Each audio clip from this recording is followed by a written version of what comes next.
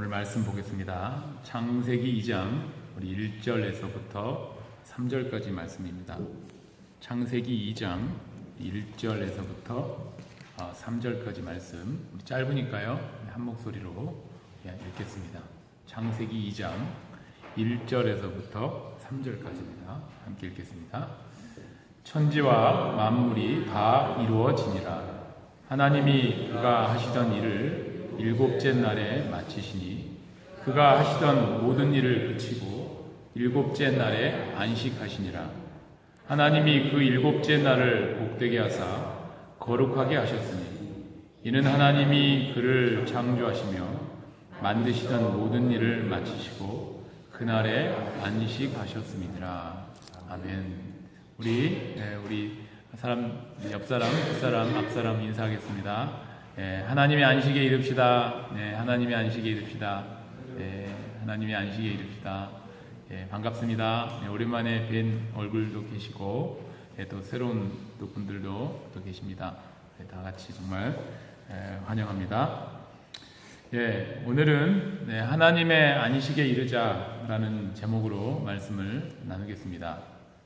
신명기 28장에 보면 하나님과 이스라엘 백성들의 언약에 대해서 나옵니다. 하나님께서는 백성들에게 율법을 주시고 또 백성들은 그 율법을 지키겠다고 약속하면서 서로 쌍방간의 약속을 하게 됩니다.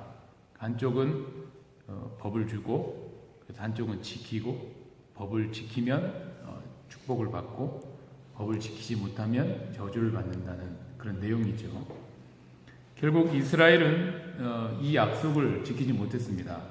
그래서 나라를 잃고 먼 타국 땅에서 포로로 잡혀가게 되는 거예요. 그들은 그곳에서 이제 하나님의 말씀을 기억했습니다. 우리가 왜 하나님의 선택된 민족, 백성인 우리가 이 먼 타국 땅에 와가지고 포로로 살아가야 되는가? 심각한 깊은 고민을 하게 된 거예요. 그래서 성경의 내용, 모세 오경 토라의 내용을 살펴보았더니 자기들이 하나님의 율법을 지키지 않았던 것을 깨닫게 됩니다. 그 율법의 대표적인 것 중에 하나가 바로 안식일에 대한 거예요. 그래서 이들은 하나님의 말씀으로 돌아가자, 하나님의 율법을 지키는 운동을 하자라는 그런 운동을 시작하게 됩니다. 그 운동을 여러분도 잘 아시는 바리새 운동이라는 거예요. 바리새인 들어보셨죠? 이 바리새 운동, 하나님의 말씀을 잘 지키자, 특히 문자적으로 잘 지키자라고 생각을 했었어요. 이 바리새 운동에 포함되었던 사람들을 바리새인이다라고 성경은 말하고 있습니다. 이 바리새인들은 하나님의 말씀, 특히 모세 오경에 나오는 모세 오경 아시죠? 창세기, 출애굽기, 신명기, 레위기, 민수기까지가 모세 오경인데 이 오경에 나오는 하나님의 율법, 하나님의 말씀을 문자적으로 철저히 지키도록 노력했습니다. 특히 안식일에 대하여 더더욱 그랬죠. 그래서 이들이 예수님에 대하여 고소하려고 했던 내용들 중에서 안식일을 예수님이 지키냐 마느냐, 예를 들자면 안식일에 예수님이 일을 하느냐 마느냐, 이것이 굉장히 그분들한테 중요했던 거예요. 안식일을 지키지 않았기 때문에 그들이 망했다는 걸 깨달아서 어떻게든지 안식일을 그 율법대로 다 지키려고 노력을 했었습니다. 그런 바리새인들에 의해 대하여 예수님께서 말씀하시기를 이렇게 말씀하셨어요. 마태복음 5장 20절 한번 보겠습니다. 함께 읽겠습니다. 내가 너희에게 이르노니 너희 의가 서기관과 바리새인보다 더 낫지 못하면 결코 천국에 들어가지 못하리라. 이 말씀 어떻게 보면 굉장히 무서운 말씀일 수도 있겠어요. 제가 어렸을 때 다녔던 교회는 아주 보수적인 교회였습니다. 그 교회에서는 이 말씀을 어떻게 해석했냐면 우리는 바리새인들보다 더 노력해야 되지 않겠느냐, 그래야지 천국에 들어가야 된다라고 생각을 했어요. 그래서 안식일로 이제 신약에서는 안식일로 지켜지는 주일을 철저히 지키도록 굉장히 노력했던 그런 교회였습니다. 예를 들자면 주일날 무엇을 사 먹는 행위도 일이다라고 생각을 했어요. 그래서 청년들에게 사 먹지 못하도록, 사 먹으면 장로님들한테 호령, 불호령이 떨어졌습니다. 그래서 성가대, 중고등부 성가대 하다 보면은 간식 같은 거 먹여야 되잖아요. 그러면은 아이스크림을 먹는다. 그러면 토요일날 사서 교회 냉장고에 사두고 뭐 이런 식으로 어떻게든지 주일날 돈 안 쓰고 일 안 하고, 예를 들어서 비즈니스라든가 공부라든가 이런 것들에 관련된 일도 절대로 하지 않으려고 노력했던 그런 교회를 제가 다녔습니다. 이런 일들은 성경적인 안식의 개념을 잘 알지 못해서 저는 일어난 일이라고 생각을 합니다. 물론 열심을 낸 것은 그거 자체는 큰 문제가 아니겠지만, 무엇을 정확히 알고 안식에 대해서 지켜야 되지 않겠나, 저는 그런 생각을 해봤다는 거예요. 오늘은 하나님이 만드신 안식은 무엇이고 어떻게 우리가 이 안식에 이를 수 있는가, 또 안식에 이르면 어떠한 마음을 우리가 가지게 되는가라는 질문을 가지고 말씀을 나누길 원합니다. 오늘 말씀을 보면 하나님께서는 태초에 6일간 이 땅에 모든 만물을 창조하셨습니다. 그래서 모든 만물이 다 지어졌다. 1절에 보니까 천지와 만물이 다 이루어졌다라고 얘기하고 있어요. 그런 다음에 하나님이 하신 일이 있습니다. 우리 한번 2절 한번 읽어볼까요? 2절 전으로 갑니다. 전으로 2절 시작. 하나님이 그가 하시던 일을 7째 날에 마치시니 그가 하시던 모든 일을 그치고 7째 날에 안식하시니라. 하나님의 천지 창조는 6번째 날에 사람을 만드셨어요. 그리고 완성하셨습니다. 6번째 날에 창조된 사람의, 그러면 첫 번째 날, 사람에 의해서 이 날을 보게 되면 사람의 첫 번째 날은 안식하는 날이었어요. 하나님이 사람을 만드신 후에 가장 먼저 하신 일이 하나님의 안식으로 사람을 초대하신 것입니다. 하나님이 사람을 창조하신 이유가 바로 그런 것이죠. 하나님이 사람에게 다른 것을 주시려고 하시는 것이 아니라 온전한 하나님의 안식을 주시기 위함이라 성경은 그렇게 오늘 말씀 증거하고 있습니다. 히브리서 4장 10절의 말씀에서 이거에 대해서 명확하게 얘기하고 있는데요. 함께 읽어보겠습니다. 이미 그의 안식에 들어가는 자는 하나님이 자기의 일을 쉬심과 같이 그도 자기의 일을 쉬느니라. 하나님이 자기의 일을 쉬셨다는 말씀은 하나님의 일이 이제 끝나고 이제 아들이신 그리스도의 일이 시작되었다는 말이에요. 하나님은 그리스도께서 일할 수 있는 환경을 다 만들어 놓으셨습니다. 그리고 자기 일을 쉬셨어요. 그런 것처럼 하나님의 안식에 들어간 사람은 하나님처럼 자기의 일을 쉬게 하는 것입니다. 그것에 대하여 성경은 그것에 대해서 계속 말씀을 나누는데요. 그것에 대하여 예수님은 이렇게 말씀하셨어요. 아주 유명한 말씀인데 이 말이 도대체 무슨 말씀인가 라고 우리가 얘기할 때 한번 보겠습니다. 마태복음 11장 28절 한번 읽어보겠습니다. 수고하고 무거운 짐진 자들아 다 내게로 오라. 내가 너희를 쉬게 하리라. 나는 마음이 온유하고 겸손하니 나의 멍에를 메고 내게 배우라. 그리하면 너희 마음이 쉼을 얻으리니 라는 말이 있습니다. 사람은 하나님의 형상으로 지어졌어요.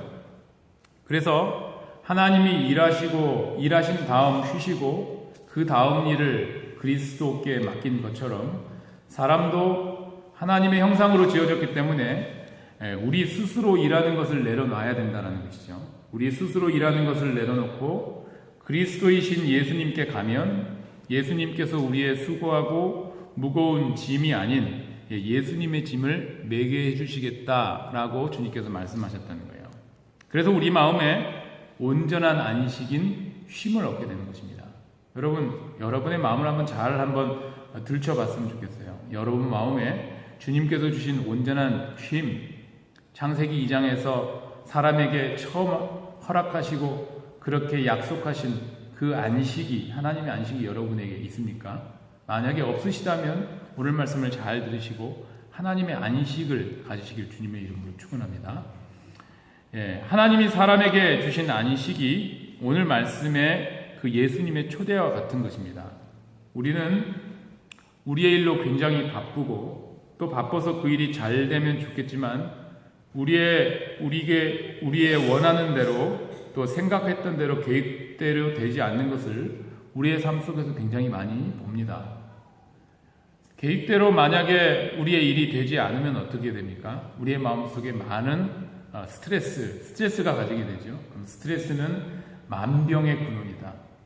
우리가 새마을 운동하고 70년대, 60년대, 80년대 지나면서 우리나라가 선진국이 되면 아주 행복한 나라가 될 줄 알았는데 젊은이들이 생각하는 그 우리나라에 대한 얘기 아주 한마디로 표현하고 있어요. 헬조선이다라고 얘기를 하고 있습니다. 지옥 같은 한국. 돈은 많아졌고 물질은 풍부해졌는데 행복하지 않는다는 것이죠. 쉼이 없는 나라. 우리나라는 정말 일의 천국이에요. 세상에서 가장 많이 일하는 열심히 있는 나라. 하지만 우리의 마음속에 쉼이 없고 자살률이 세계에서 제일 높고 이혼율이 세계에서 제일 높은 그런 나라. 그 이유가 뭔지 아십니까? 안식을 모르기 때문이라고 저는 생각합니다. 쉼이 없다는 거예요.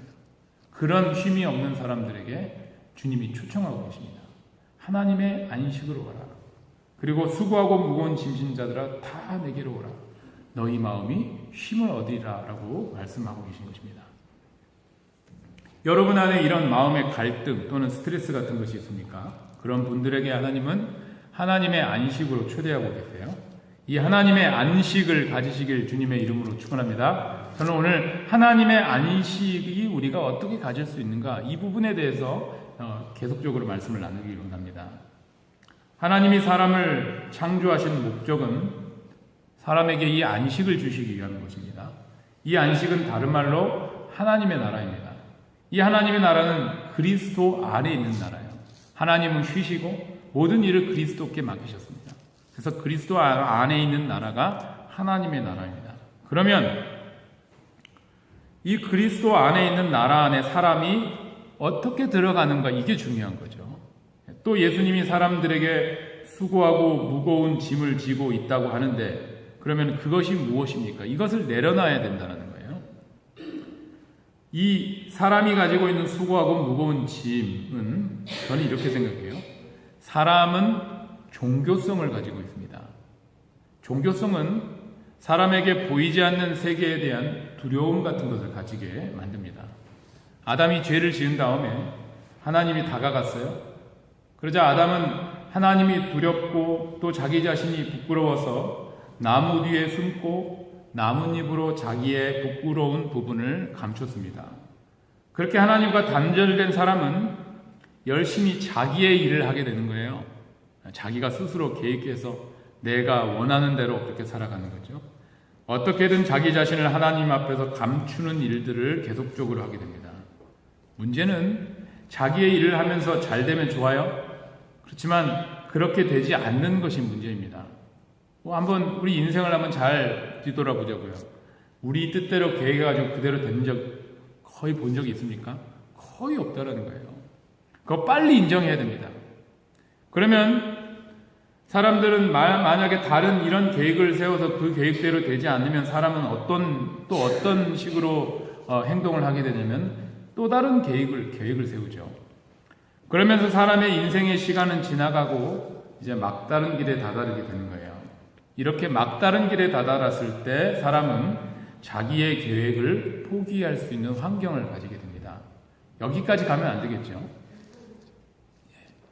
유명한 영화 그 바람과 함께 사라지다라는 영화를 보셨습니까? 그 영화 보면 마지막 장면을 기억하시는지 모르겠어요. 주인공 그 스칼렛 오하라의 남편이었던 레트 버틀러에게 스칼렛이 이렇게 얘기하죠. 이제 나는 이제 어떻게 하죠? 그래서 레트가 뭐라고 얘기했어요? 나하고는 상관없는 얘기다. 당신과 나는 끝났다라고 얘기했어요. 스칼렛 오하라는 이제는 내가 어떻게 해야 될지 모르는 그런 상황이었습니다. 그렇게 속절없이 사랑하는 사람이 떠나간 후에 남아있던 스칼렛이 이런 말을 하죠. 타라는 돼지죠. 타라. 그래, 고향으로 가는 거야. 내일은 또 다른 날이 온다. 이런 말을 하게 돼요. 이 말을 우리나라에서는 이렇게 의역합니다. 내일은 내일의 태양이 뜬다.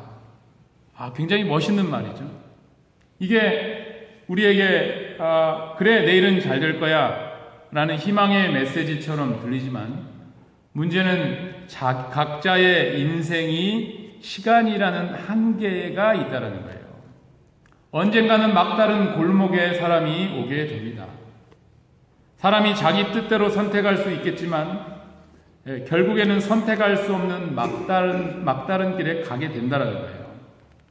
이 인생의 선택의 기로에서 우리는 하나님의 안식의 초대, 또 다른 자기의 계획을 세우는 것이 아니라 그래, 고향으로 돌아가자. 내일은 새로운 태양이 뜰다라고 말할 것이 아니라 수고하고 무거운 짐진 자들아 다 내게로 오라.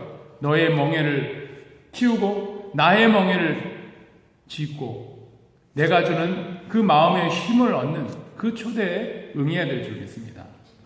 막다른 길에 가게 된다는 것을 빨리 인정하는 것이 하나님의 안식에 들어갈 수 있는 통로의 역할을 하게 되는 거예요.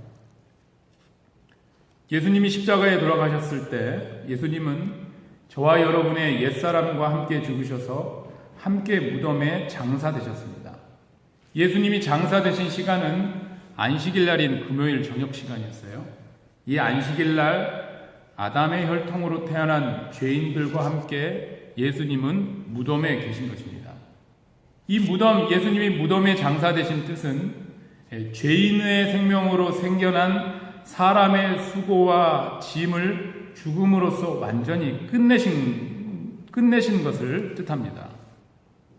하나님 앞에서 숨고 부끄러워하고 불평하고 거짓말하고 그런 거짓말하고 했던 모든 육신의 생명을 없애주신 이 일은 곧 이 말은 다른 사람에게 적용할 것이 아니라 저와 여러분의 자기의 일, 나의 일, 그리고 여러분의 일을 예수님이 그 안에서 끝내신 거라는 거예요. 이렇게 되면 하나님이 자기의 일을 쉬셨던 것처럼 사람도 자기의 일을 쉬게 됩니다. 그리고 하나님이 그리스도 안에서 일을 하셨던 것처럼 사람도 그리스도 안에 생명을 가지고 살아갈 수 있게 되는 거예요. 그럼에도 불구하고 많은 기독교인들이 교회를 다니면서도 자기의 일을 쉬지 않는 것이 문제입니다. 열심히 자기의 일로 신앙생활을 하는 거예요. 자기의 일로 신앙생활을 하게 되면 하나님의 말씀을 결국 자기로서는 지킬 수 없다는 결론에 다다르게 됩니다. 그런데 어떻게 생각하냐면요, 이성으로는 자기 생각으로는 이해를 못해요. 나는 지켜야 된다라고 생각을 하지만 마음 안에는 결론이 나와 있어요. 어떤 결론이 나와 있냐면 신앙생활을 오래 하면 할수록 그 마음 안에 정죄감이 커집니다. 이 정죄감이 그 안에 있게 되면 자기를 정죄하듯이 다른 사람도 정죄하는 사람이 되어버리는 거예요. 그러다 보면 오래 신앙생활 하시는 분들이 생각보다 그 안에 정죄감이 많습니다. 그것은 자기의 일로 하나님의 말씀을 지켜보려고 노력하기 때문에 그렇다는 거예요. 하나님이 사람을 만드신 이유는 사람에게 이런 정죄감을 주시려고 했던 것이 아니라 안식을 주시기 위함입니다. 그래서 이 안식은 사람이 스스로 가질 수 있는 것이 아니고요, 하나님의 초대에 의해서 우리 안에 있게 되는 거예요. 그 말은 우리 능력으로는 이 하나님의 능력, 안식을, 평강을 가질 수 없다는 말입니다. 이 하나님의 안식은 신약 시대에 와서 예수님의 말씀에 의해서 구체적으로 정의가 되게 되는데, 이 하나님의 안식에 대해서 명확하게 말씀하는 내용이 요한복음 14장 27절에 나옵니다. 함께 보겠습니다. 시작. 평안을 너희에게 끼치노니 곧 나의 평안을 너희에게 주노라.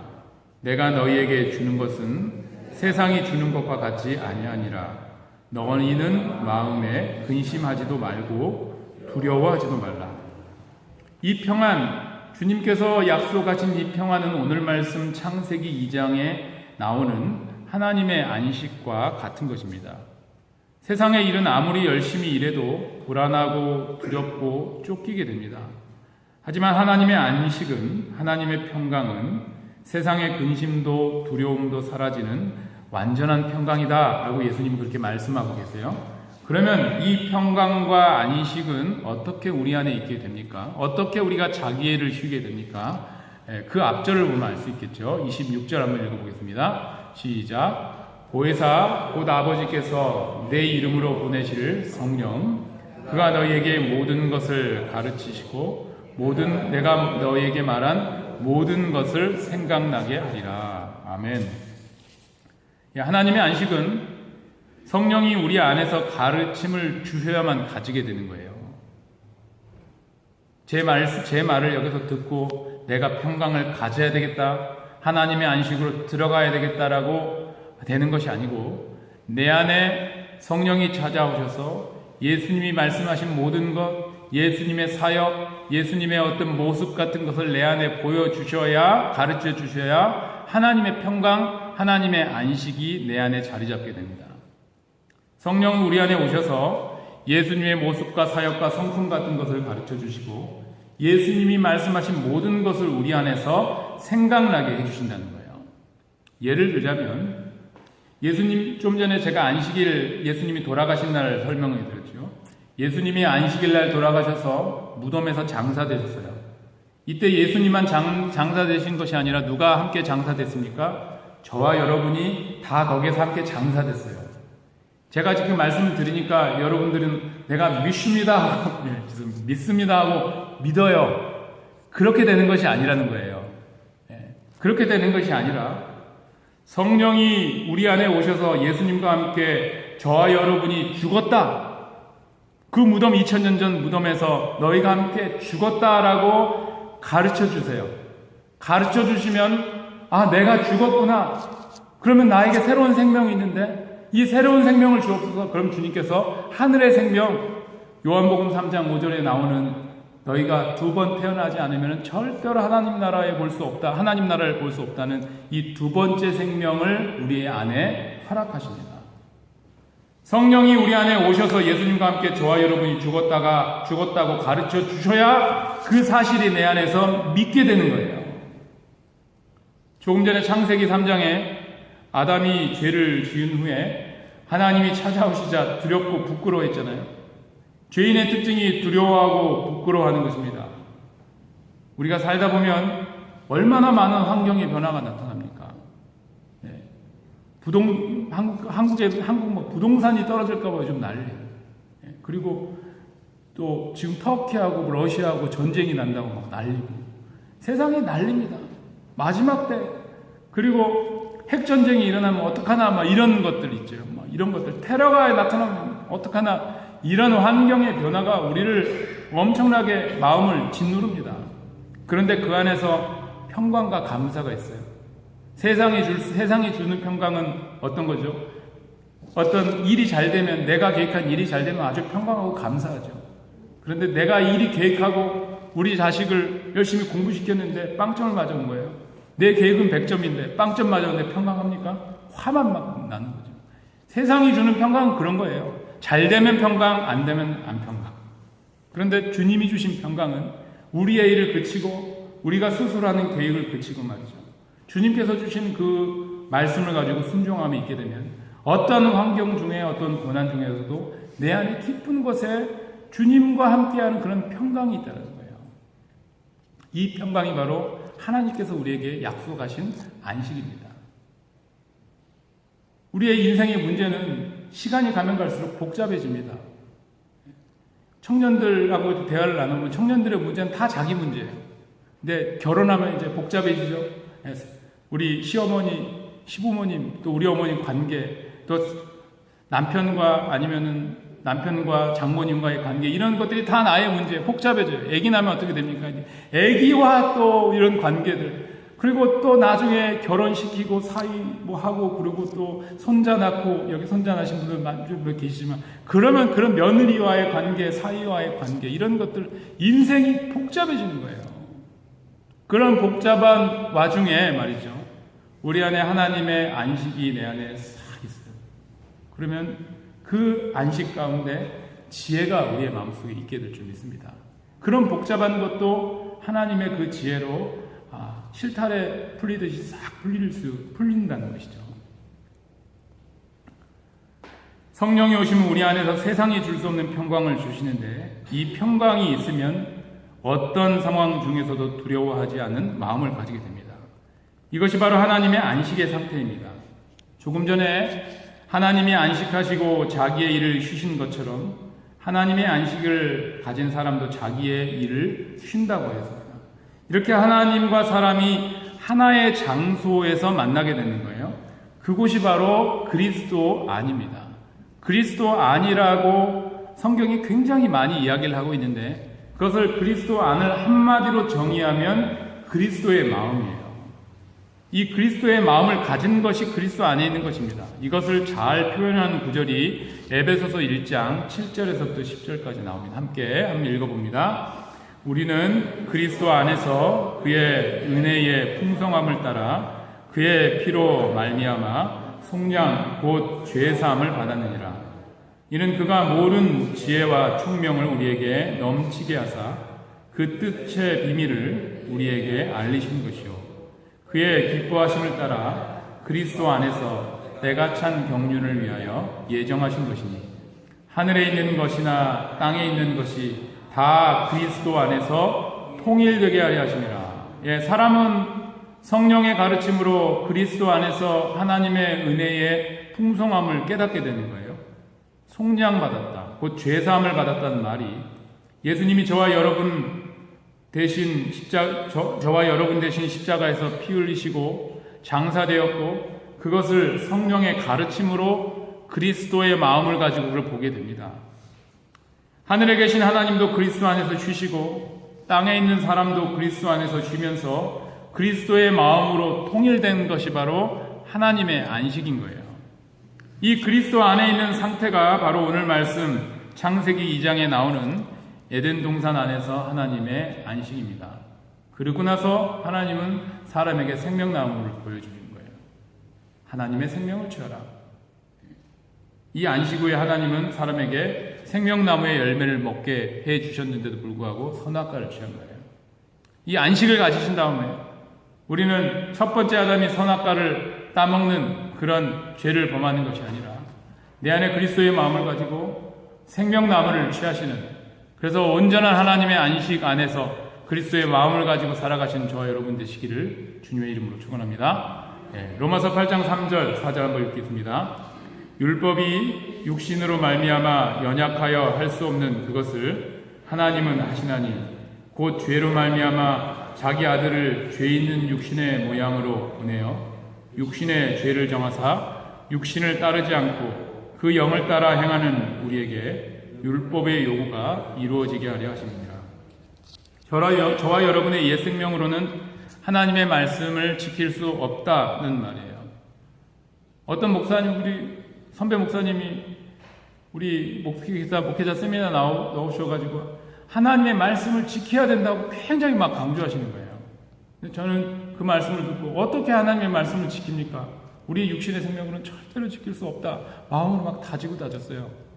절대로 하나님의 말씀을 우리 육신의 생명으로는 지킬 수 없습니다. 그 이유는 저와 여러분의 옛 생명이 뭘 가지고 있다고요? 죄를 가지고 있습니다.